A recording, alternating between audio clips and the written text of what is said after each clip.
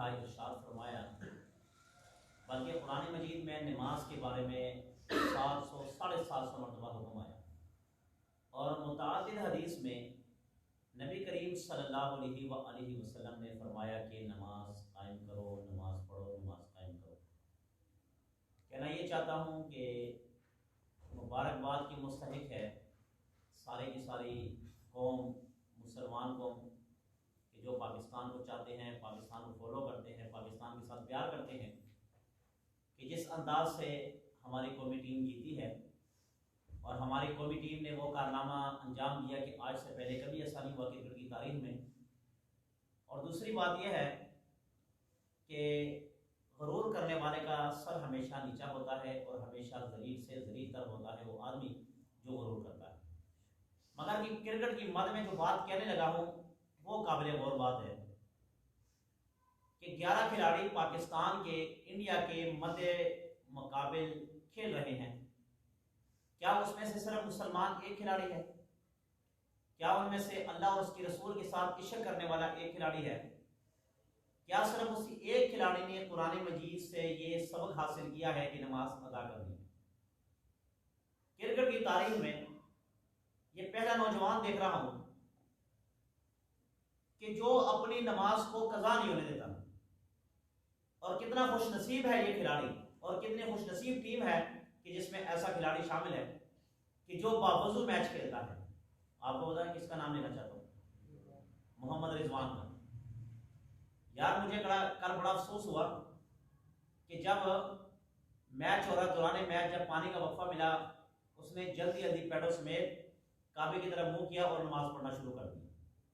باقی 10 کھلاڑی ادھر جا کے مشورہ کر رہے ہو، کچھ پانی پلانے کو آ رہے تھے۔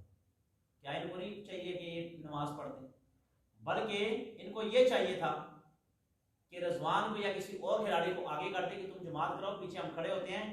اس وقت دنیا کفر کو یہ پیغام دیتے کہ ہمارا اسلام ہم سے یہ تقاضا، یہ مطالبہ کرتا ہے کہ جب بھی نماز کا وقت ہو، چاہے وہ کرکٹ کا میدان ہو، چاہے وہ جنگ کا میدان ہو، ہم نماز نہیں چھوڑ سکتے، ہم نماز نہیں چھوڑ سکتے۔ مگر ایک کھلاڑی نے غیرت ایمانی کا مظاہرہ کر کے بتایا کہ کرکٹ کا میدان ہو، جنگ کے میدان ہو، چاہے کوئی لوگ ہنسے، چاہے کوئی لوگ جو مرضی کرے، مگر میں نماز پڑھنے والا۔ اس نے نماز پڑھی، اللہ نے دیکھو عزت کتنی دی ہے۔ اور میں کہتا ہوں کہ کل جو پاکستان کی ٹیم جیتی نا، وہ شاید اللہ کو اس کا عمل پسند آ گیا ہوگا کہ میرے اس بندے کو دیکھو کہ دوران کرکٹ پوری تماشائی لوگ دیکھ رہے ہیں، نہ جانے پتہ نہیں 70,000 آدمی تھے، 80,000 تھے، لاکھ تھے جو اسٹیڈیم میں تھے، اور کروڑوں آدمی ٹی وی پر اور موبائلوں پر دیکھ رہے تھے۔ جو آدمی نماز پڑھ رہا کسی کی پرواہ کیے بغیر، حالانکہ اس وقت میوزک بھی لگا ہوا تھا، گانے بھی لگے تھے، مگر اس آدمی نے کسی کی پرواہ نہیں کی۔ اس نے صرف پرواہ کی کہ مجھ سے اس وقت بھی میرا رب ناراض نہ ہو جائے۔ تو کہنا یہ چاہتا ہوں کہ باقی کھلاڑیوں کو بھی چاہیے کہ نماز نہ چھوڑا کریں۔ ہم مسلمان، اب دیکھیں انڈیا کی ٹیم نے بھی نماز نہیں پڑھی اور باقی 10 کھلاڑیوں نے بھی نماز نہیں پڑھی، تو مجھے بتاؤ ان میں اور آپ میں کیا فرق ہے؟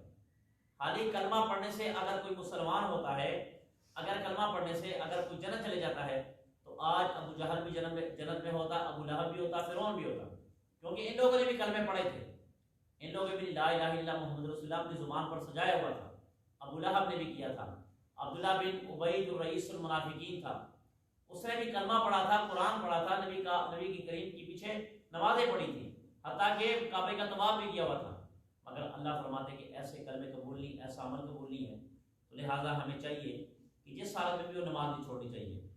مبارکباد کی مستحق ہے ٹیم، اور پوری مبارکباد کی مستحق پوری ٹیم میں سے صرف ایک کھلاڑی محمد رضوان، اللہ رب العزت اسی طرح اس کو ترقی عطا فرمائے اور دین کے ساتھ محبت اور واپس عطا فرمائے۔ وما علینا الا البلاغ۔